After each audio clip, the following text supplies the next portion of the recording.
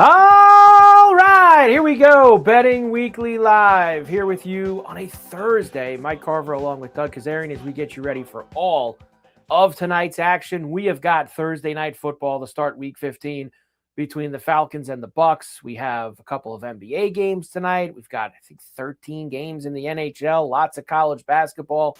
So very, very busy for us as we get going here. Betting Weekly Studios, part of the Bet Rivers Network. Doug, good to see you as always. And Doug, good job again last night, staying hot. The Iowa State women tried to make it a little dicey there down the stretch after a 17-point lead, but they were able to get home in that game. This could have been the worst beat of all time. So Iowa State had the ball after a missed 3 with 5-point lead, 4 seconds left. They called timeout, even though the baseline, they were just going to inbound the ball and dribble. Okay. They inbound the ball to advance it. Out of a timeout, they pass to a player who's coming from the backcourt to the front court, and she shuffles her feet. So they actually called a travel. And literally all she had to do was catch it and hold it. They weren't going to foul because Iowa was out of timeouts. So you literally have a catch and hold for a few seconds. Instead, it's a travel, and then the Iowa player shoots a deep 3 and misses, thankfully. Unbelievable. But yet they held on, and that's what counts. Doesn't matter how you got there, Doug. Matters is that we crossed the line.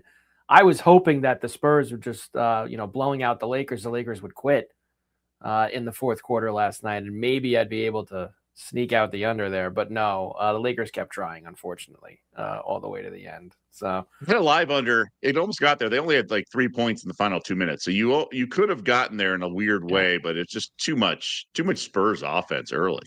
They just smashed them. I mean, there was 70 points in the first quarter, and that's never gonna help things if you're trying to. NBA unders are not easy. Lakers are the most over team. Lakers are the most over team. Lucas lights it up in the first quarter almost all the time. So you just got to be careful about those kind of things and play the numbers a little bit. Well, we're back at it tonight. And, of course, we are going to start with the NFL. Don't forget, Bet Rivers does have your NFL primetime first touchdown, second chance bet tonight. Users who opt in on the Bet Rivers app or at betrivers.com will receive a second chance token for any first touchdown wager on each game day of NFL primetime games. See the Bet Rivers app or the website for full details. NFL primetime first touchdown, second chance bet. And your primetime game for that tonight will be the Falcons visiting the Bucs in Tampa at the Pirate Ship.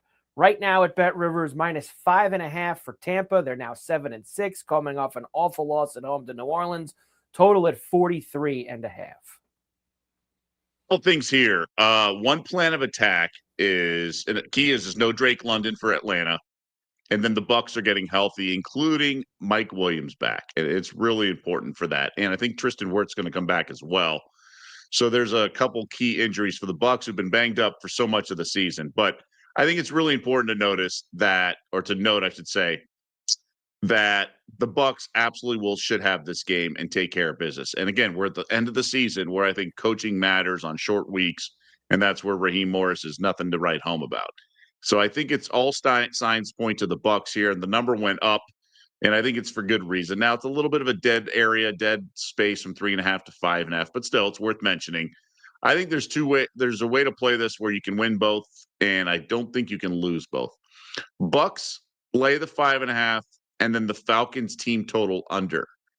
If the Falcons get to 20, then I think the Bucs. It's going to be a high-scoring game, and the Bucs cover. But I do think you can win 23-17 kind of thing where you can scoop both. So I just think it's highly unlikely.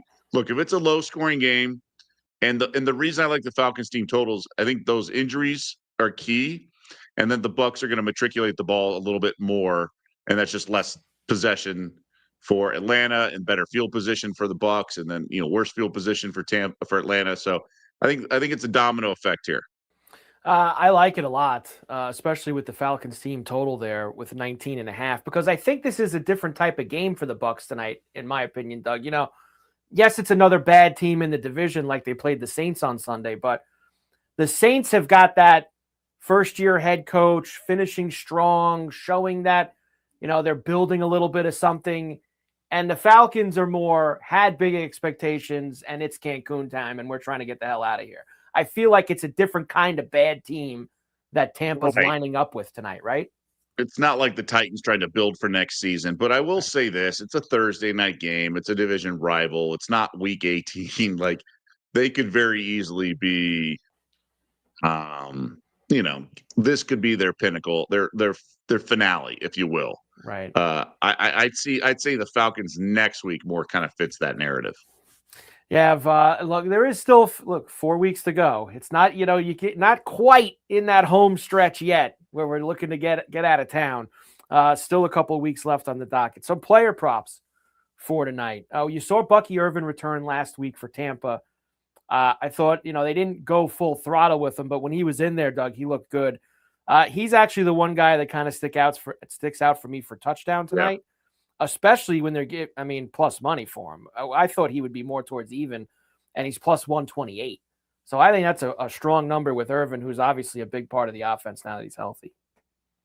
I can get behind that. Look, I think Mayfield's nicked up. Okay. Yeah. So I think they're going to have to rely on his weapons. I think short dump offs to Irving is also an option. So that's a way to play it. So I think you're gonna feature some of these guys a little bit more than Mayfield throwing deep. That's going to need protection and runs the risk of getting hit in the pocket. Evans is back. It's 39.5 for Mike Evans tonight. And McMillan's back as well. 9.5 for Jalen McMillan. Was a big part last year. Hasn't played yet this year, I believe. And now he's back this evening. Oh, 9.5 is a little. I better go with that 9.5 with Jalen McMillan tonight. He's active. He's gonna be out there. One catch, Doug. 9.5 for McMillan. Let's go. Go for it. I'm not stopping you. I'm going for it. I'll go with that. And on the Atlanta side, there's obviously tons of injuries. You mentioned no London. Bijan receiving, maybe that. Lots of action to Bijan on the outside. 37.5 is the number.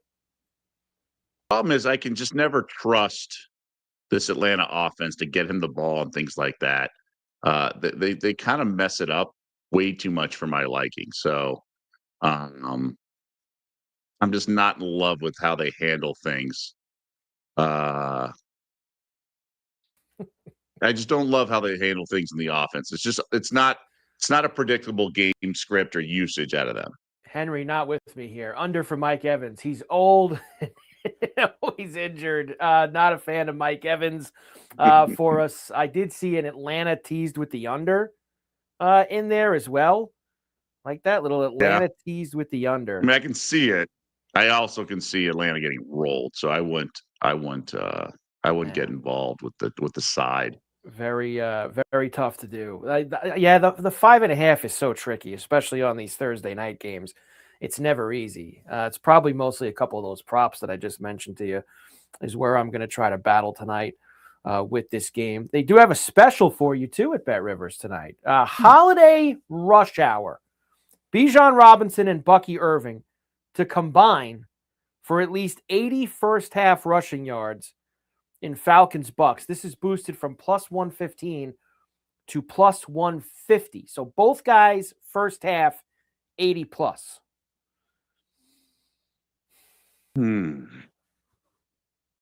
Probably not. Bijan, you just don't know when the big run's going to come, and I don't trust the Falcons to steady diet, feed him the ball, and he can also, to your point, get balls out of the backfield. But it's plus 150. It's not like an even money bet.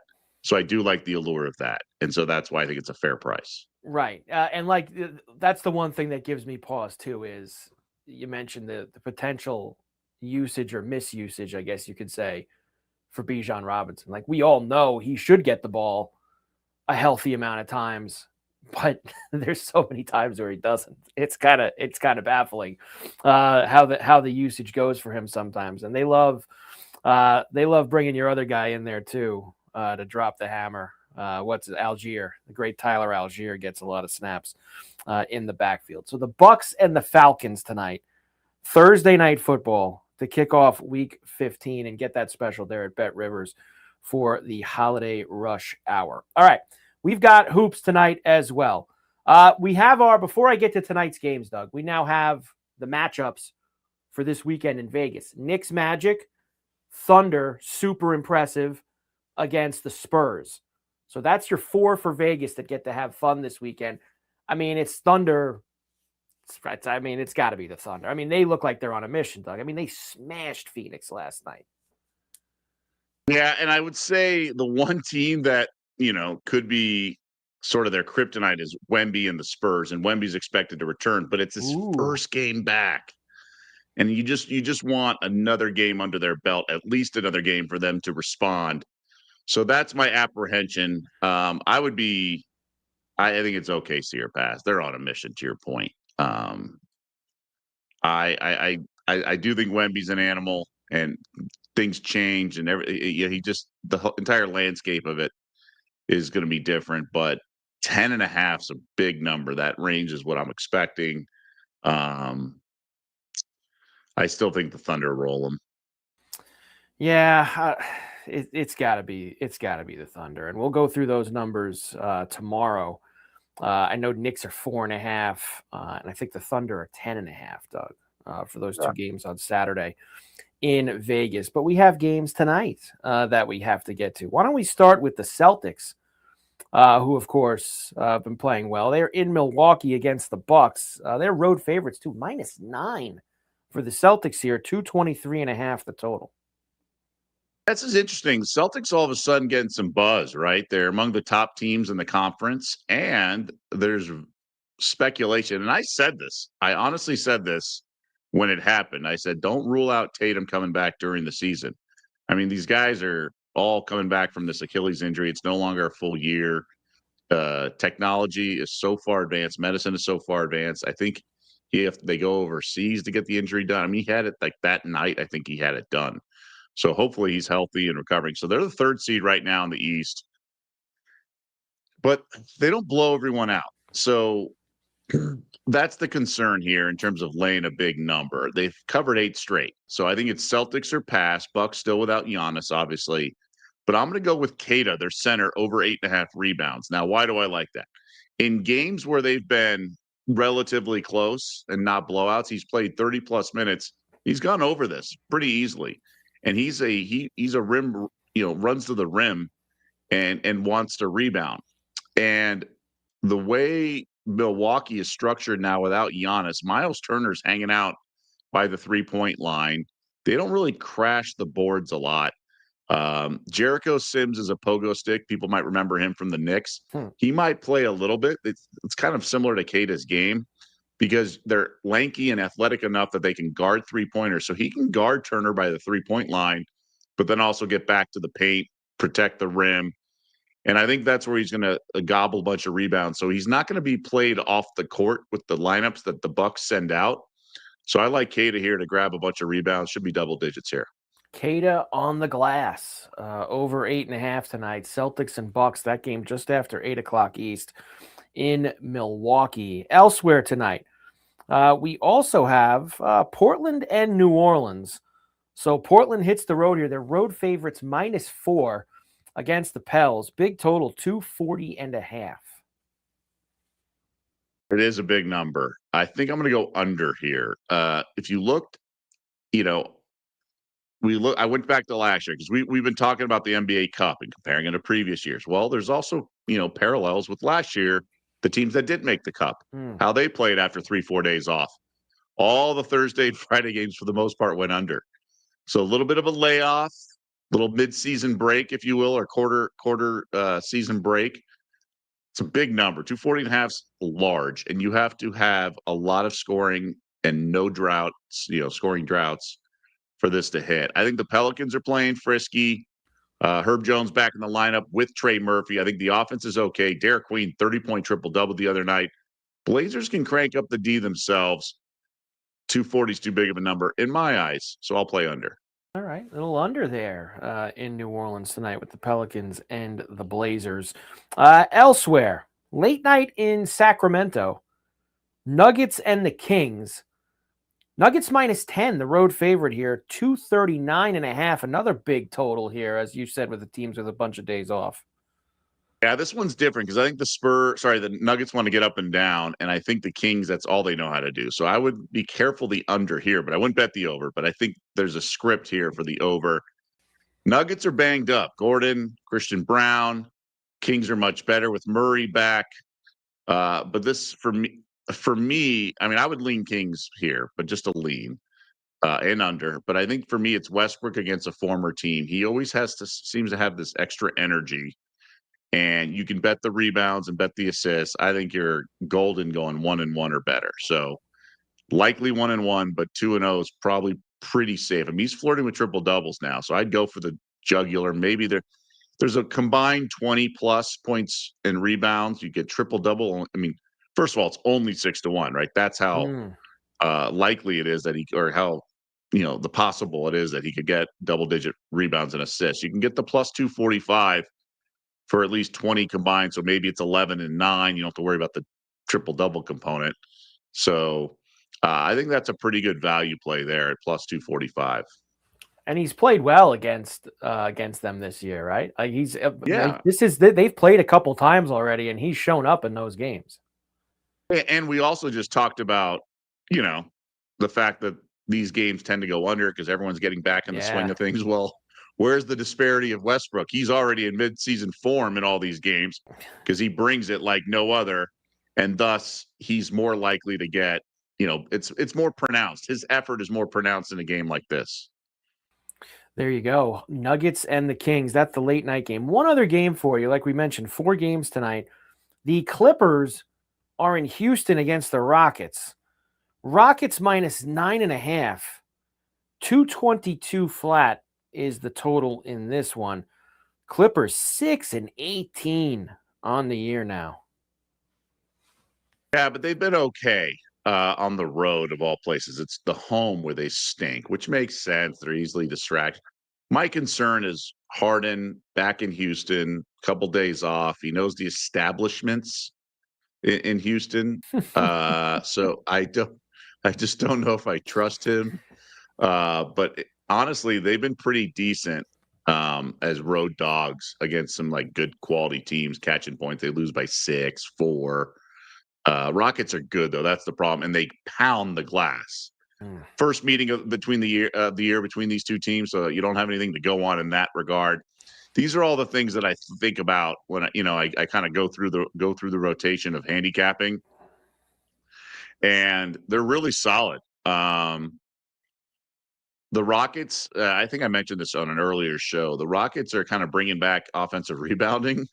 It's now in vogue, and other teams have sort of followed. So they're kind of like a hockey team. They shoot and just kind of pound the glass and look for rebounds.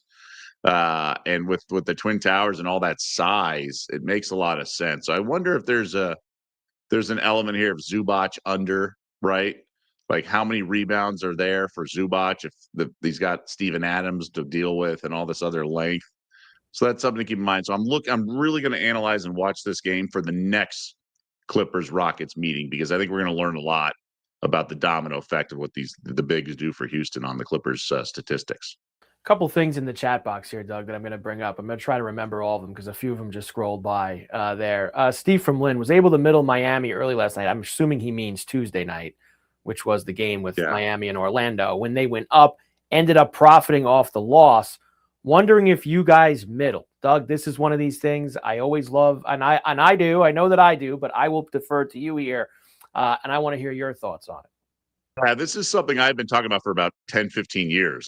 This is like my bread and butter, especially in the NBA. So basically, a lot of complaints about the NBA is everyone makes a run. The Heat the other night, 15-0 lead. But I don't complain about this stuff that much. I just lean into it. So if there is something, then just find out a way to monetize it. So in this case, everybody makes a run and things like that. So monetize it. And I'm a big, I middled the Lakers game last night. I felt like there was no chance they were going to come back all the way. They were going to make a little bit of a run. So I laid Spurs 12.5, played back 17.5, and it lands 14 and a dribble out. Or 13, I should say.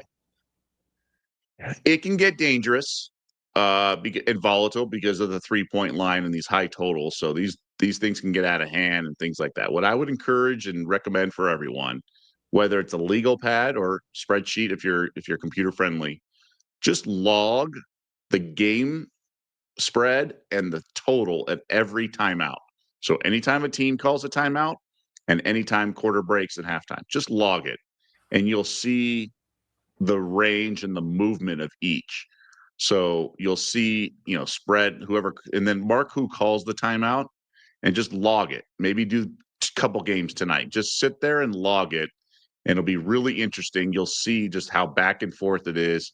And if you mark who calls the timeout, I think that's interesting too, because usually the team that calls a little bit of a run to bounce back, the coach regroups it, and then make sure you note the closing line. So if you have one of these games in the NBA that's like a big spread, like the Clippers of 9, or the Bucs Celtics at 9, or the Nugget that's 10, that's going to be really different than like Pelicans Blazers, and one team makes a run, because that's supposed to be a more competitive game.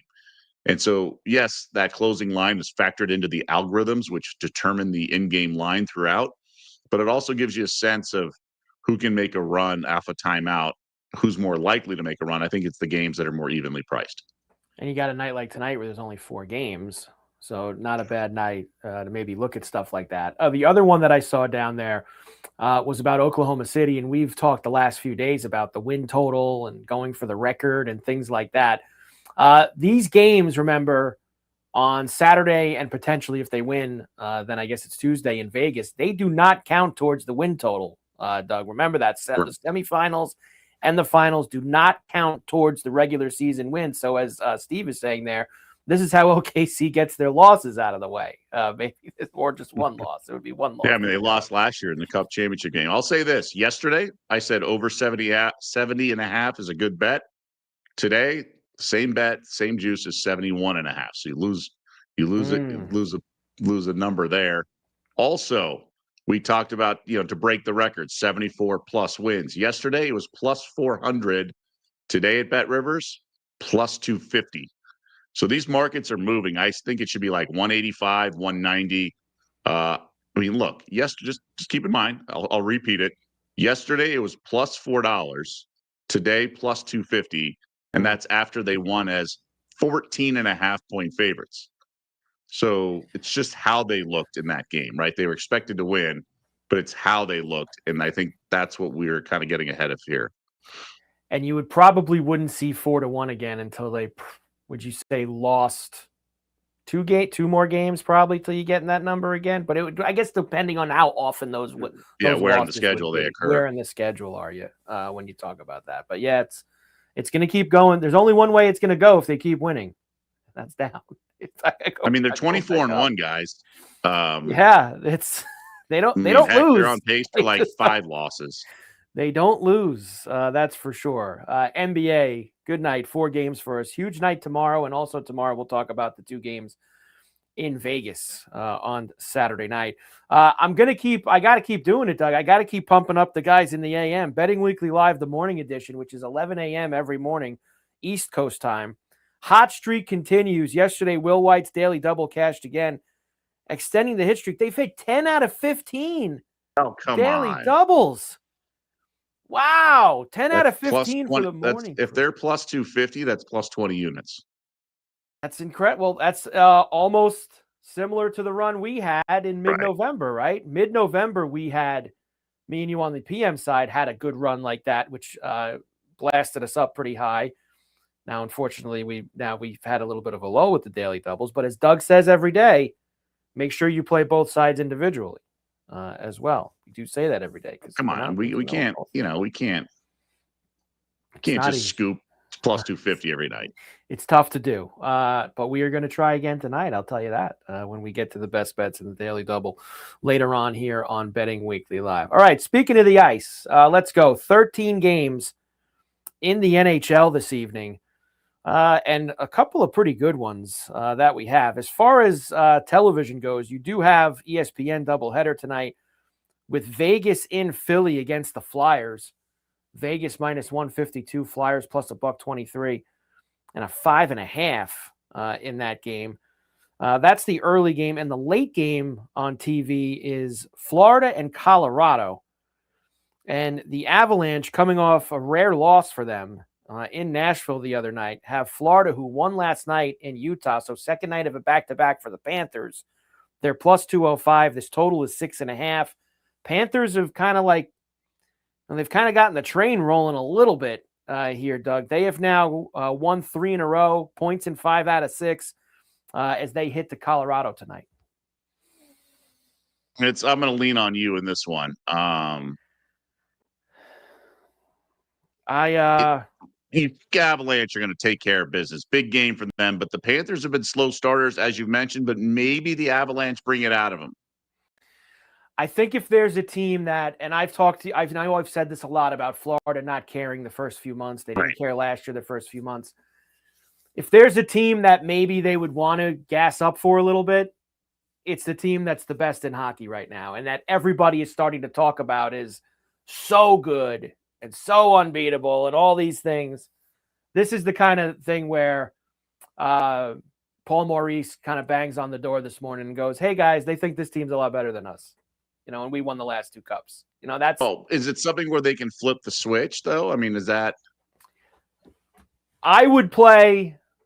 I don't love anything really in this game, Doug, but if I would play the Panthers at plus 205 before I would play the Avalanche on the puck line or the money line. I think it's understandable. You will never see the Florida Panthers at plus 205 again this season. You will never see that is the highest you will see the Panthers this year. And I know it's the second night of a back-to-back.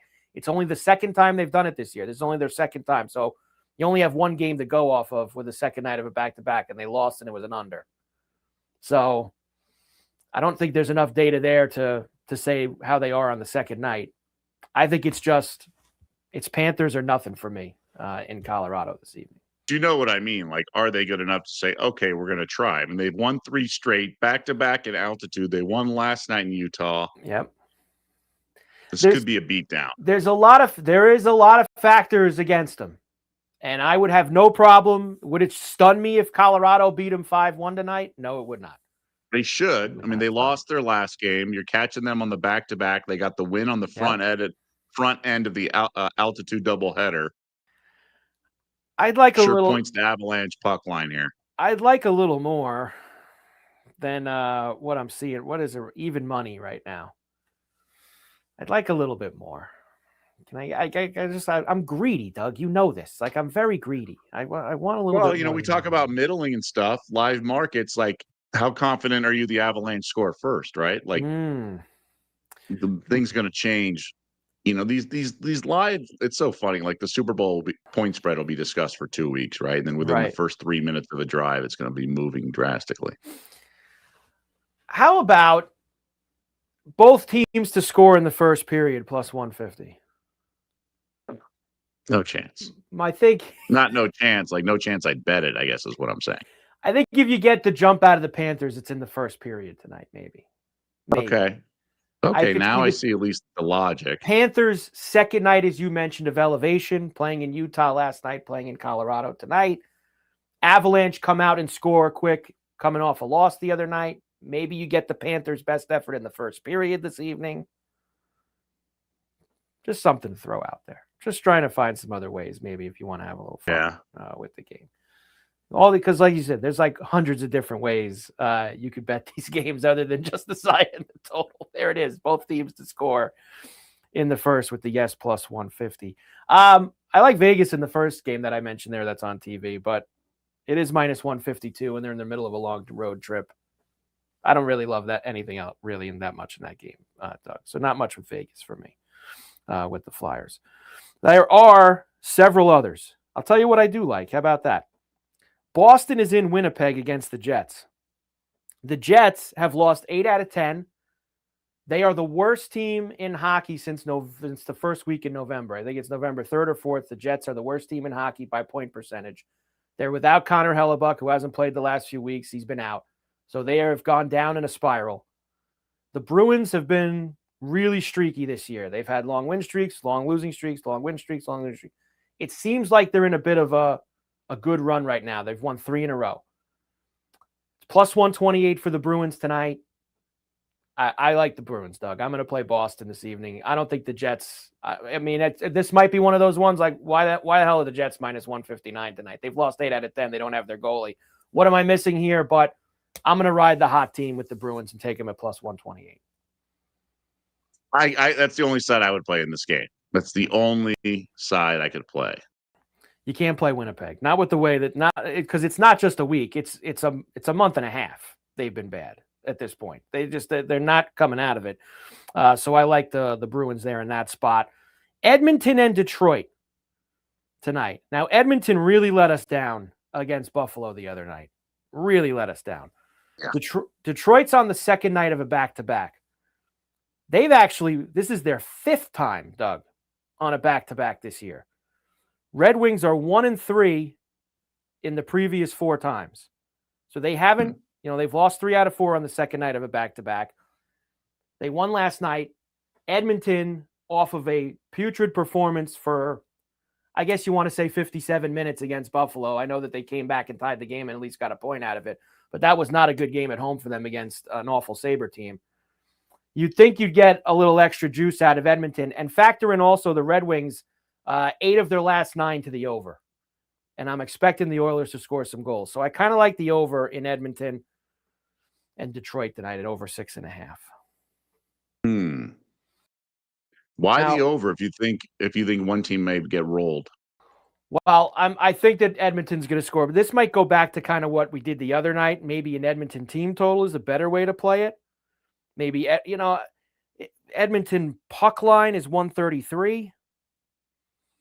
Red Wings are not a bad team. That's what kind of worries me about going to the puck line. Even though they're on the second night, they've played well this year. They're first place in the Atlantic. And they've played a lot of overs, Detroit. Playing a lot of overs.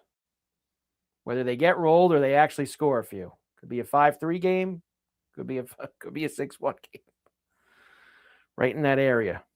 Over is what I like the best in that game. Want to lay the puck line with Edmonton? Talk it out. It's good to talk it out. Want to lay the puck line with Edmonton?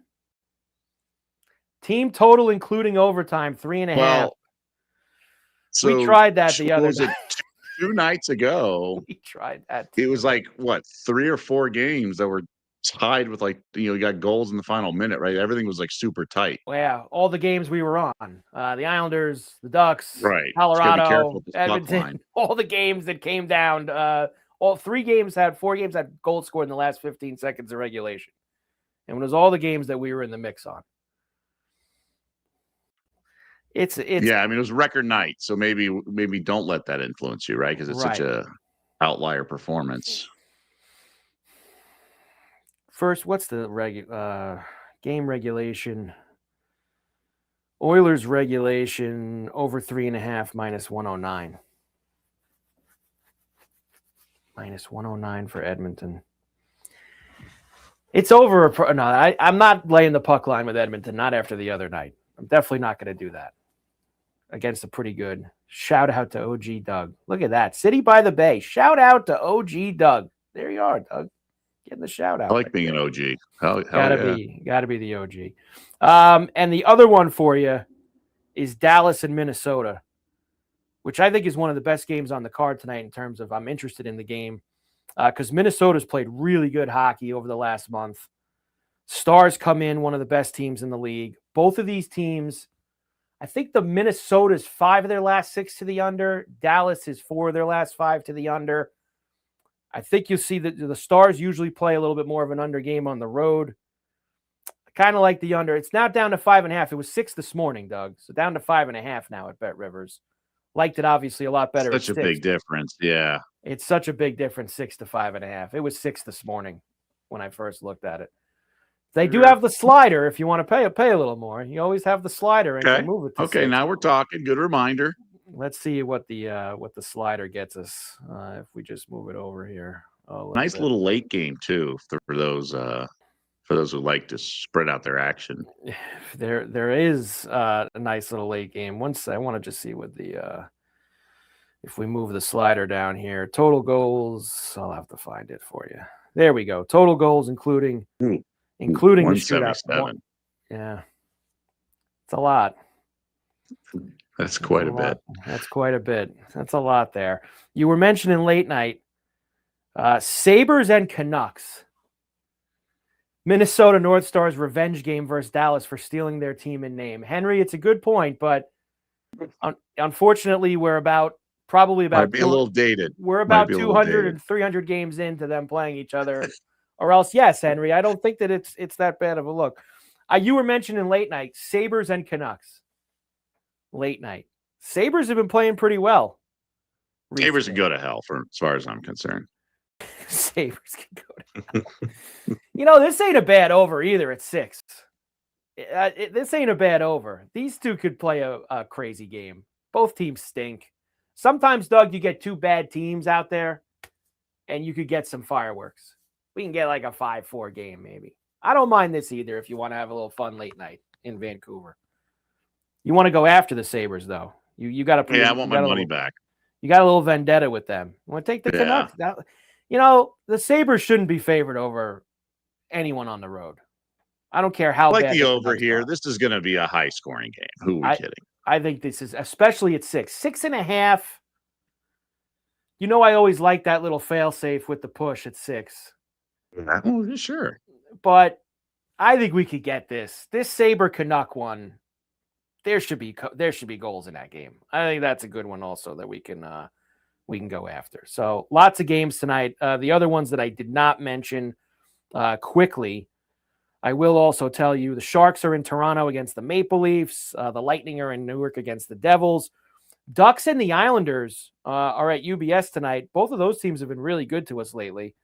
Anaheim and New York. Canadians are in Pittsburgh against the Penguins. Caps and Hurricanes, two best teams in the Metro, are playing tonight in D.C. Sens Jackets, Blues Predators. I thought about the Predators, Doug. It seems like maybe after beating Colorado, wow, that's gone up.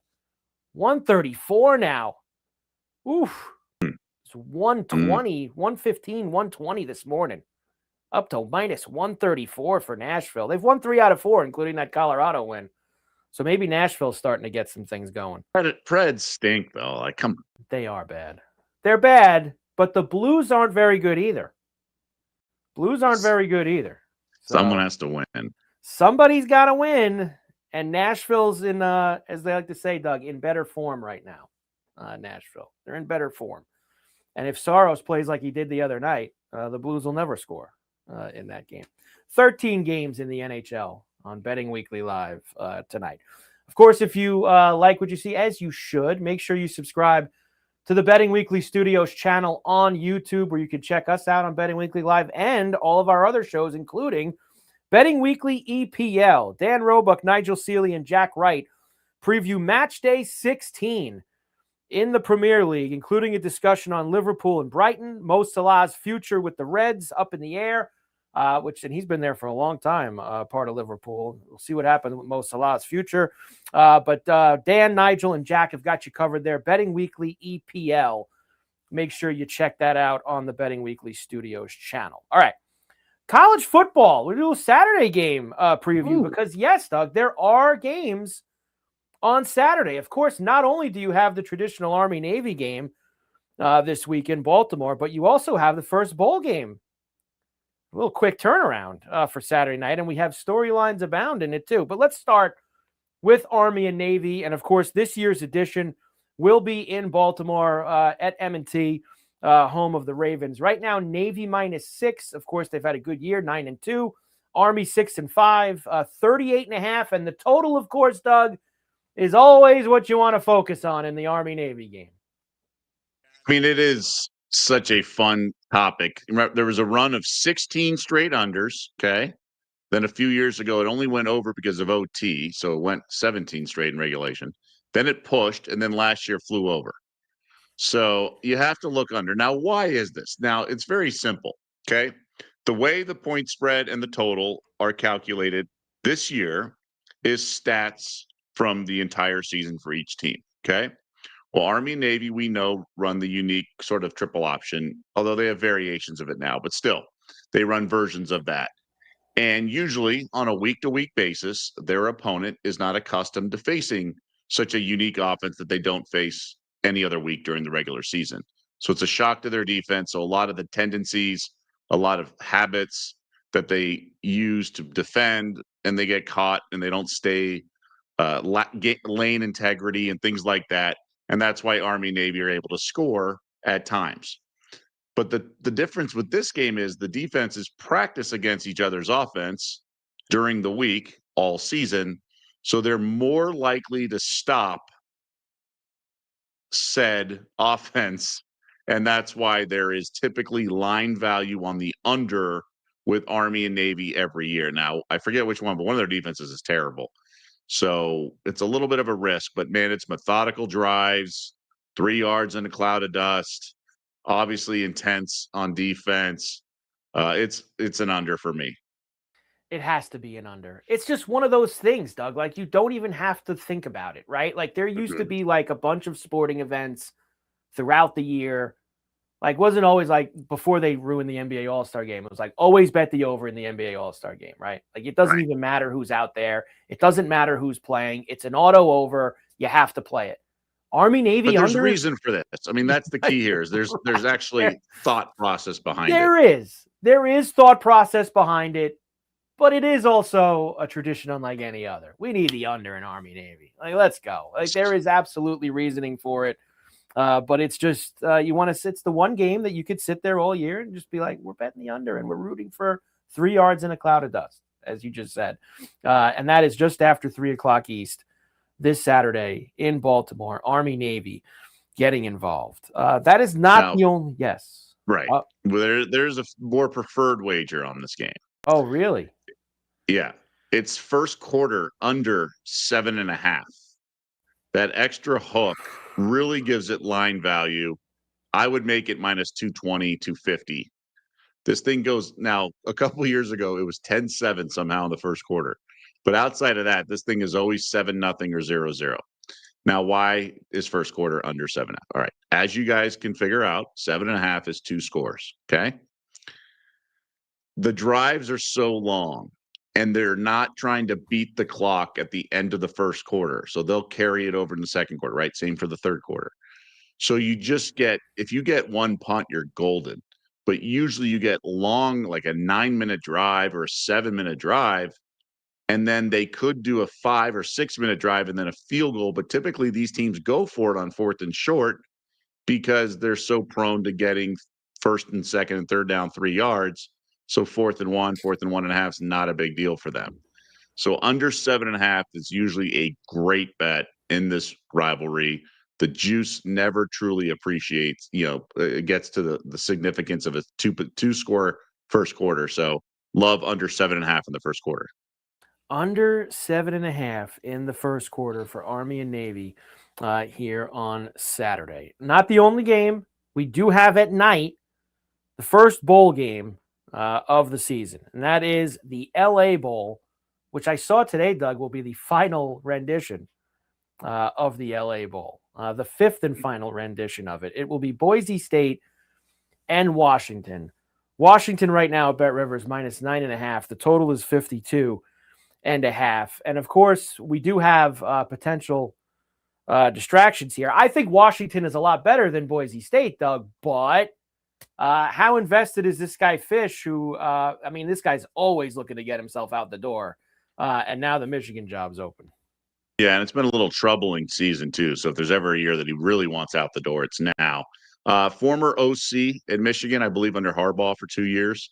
So he's a good coach. Obviously had a really good season in Arizona, went to Washington. Things haven't quite reached the ceiling and expectations, but he is quality. I think Boise State's the side here. I think I'm going to be able to get 10, but I would play 9.5. All the seniors saying the right things, especially early in the bowl process. I think teams are less likely to be sort of dejected and kind of hanging around. I think they're going to be up for this game, also sort of punching up, if you will, in terms of the spotlight of their opponent. I think seniors are saying all the right things with everything I've read, and there's a lot of excitement here with the Broncos. I don't know. I mean, like you said, Jed Fish could be distracted. I don't know. Just there's too many unknowns. Now, if Damon Williams plays great, then Boise's defense could get lit up here. But I think Broncos will be able to do enough. Madsen, the quarterback, looked fine in his first game back against the UNLV defense. Then again, that Rebels D makes a lot of quarterbacks look good.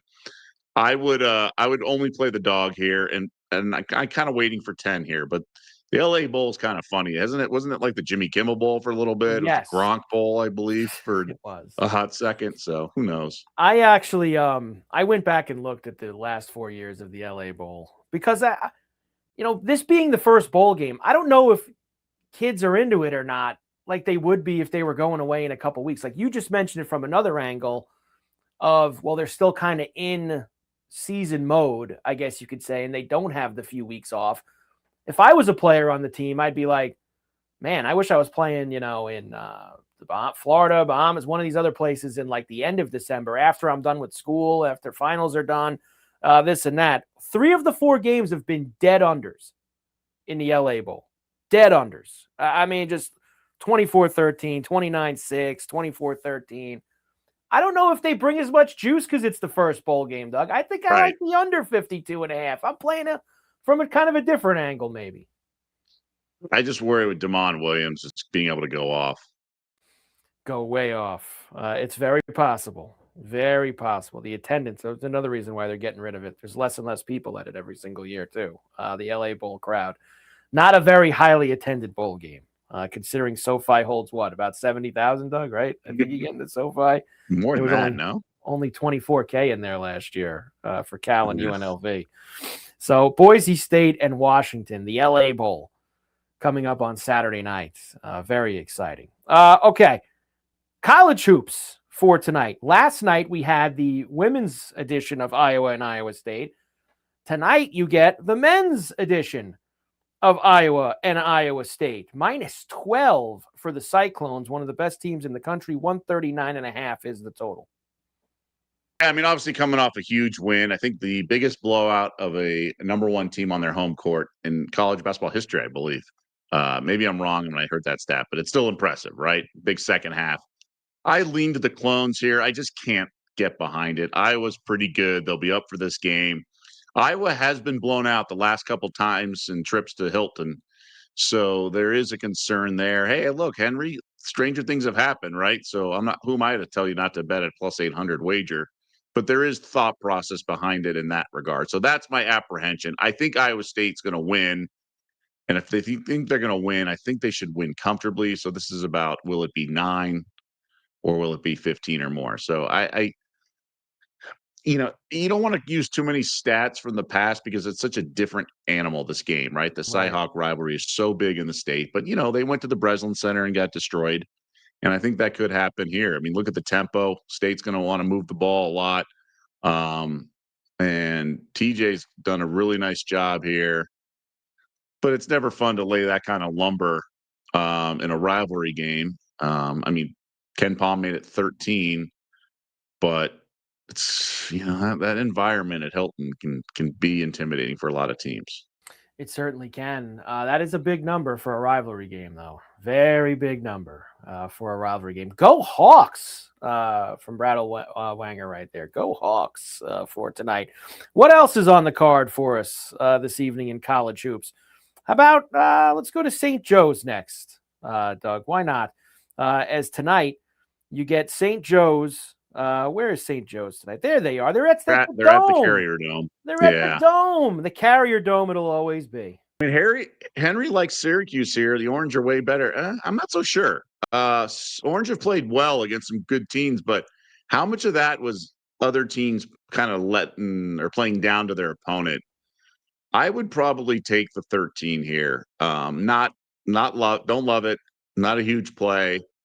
But I think they can kind of hang around in this game because I think for the first time, every time we've talked about Syracuse, it's been about them playing a really good team like Tennessee. They're off a big win against Tennessee. Well, here's the flat spot. So I have not been impressed with the Hawks, but I think they can muck it up and hang around here. 13's a big number. 13 is a big number for that game. I'm with you. I'll go with the Hawks. If I could play it, obviously I can't because I'm in New York. But if I could, I would go with you. What's up with that? I know, Doug. 2025? 2025. I can't play college teams in the state of New York here, football or basketball. That's how it silly goes. Talk. It's very silly, indeed. And I will give you the throw off the wall text game, Doug. I got one today. Throw off the wall. Did we get a text? Yes, we did. We did get one today. The throw off the wall text game. And it is in our favorite. We love the Horizon. It's one of our favorite leagues. Green Bay and IU Indy. I guess they used to be IUPUI. right? Now they're, I think, called IU Indy. They've changed their name a little bit. But the total, which I got over, he told me over 167.5. It's down to 164.5. Now, IUPUI in the top 5, Doug, in the country in possessions per game. They play super fast. And their games earlier this season, the totals were in like the 180s. But they've slowed down playing their first couple conference games. They've gone under. Green Bay is a slow team, but they've gone over their last 5 games. So I'm going to go with this over tonight. Totals dip. This is like the lowest total that an IUPUI game has been this year. Green Bay has been playing some overs recently. I'm going to go after it. Over 164.5. Green Bay and IUPUI, IU Indy tonight. Let's get some points. This is really interesting because this is Doug Gottlieb's team, okay? Yes, and I went after him last week with Bobby Moe, and we got him. It gave me through the yeah, it was a 2-point game, and it was a 1-point spread. Pretty crazy. Gottlieb tossed the chair in that one. Then they get rolled by Wright State on the road. This one's back-to-back road games. These are the 2 of the 3 teams that are still winless in Horizon League play. I think Gottlieb. Now, look, I know him, I like him, so a little transparency there. But I think they're well coached. And last year, things closed really well. Last year, they won some games, covered a bunch in a row. They had a bunch of injuries last year, so I'd be careful trying to fade this Phoenix team. But this is a tough spot, and it's a 1-point spread. So, but you're on the total. I was just thinking. I wanted to think out loud. Yeah, no, I know. They can win just score in the 80s. They can win. Yeah. Go ahead. I hope Doug wins. So why do you think the Indianapolis games have been going under in conference play? Doug, I have not seen enough of Indianapolis to tell you that. I can tell you that their first few games, 118, 102, 94, 90, 112, 180, 121, 77, some high scoring games.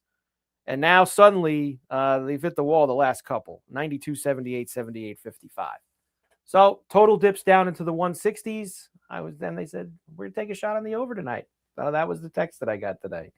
After that. It's a one-way text. You don't get to get the description. You just it's a what? Well, I go, what's this about? And I got all of basically the stuff that I just gave you with their now top 5 in possessions per game. This total's gotten too low. They've had totals in the 180s. They're down in 160s. So that was all that I got for it. But I'm going to take a shot with it, Doug. I'll go. The text was not scared game. Bobby, no. Green Bay was up 11 with 4 minutes to go.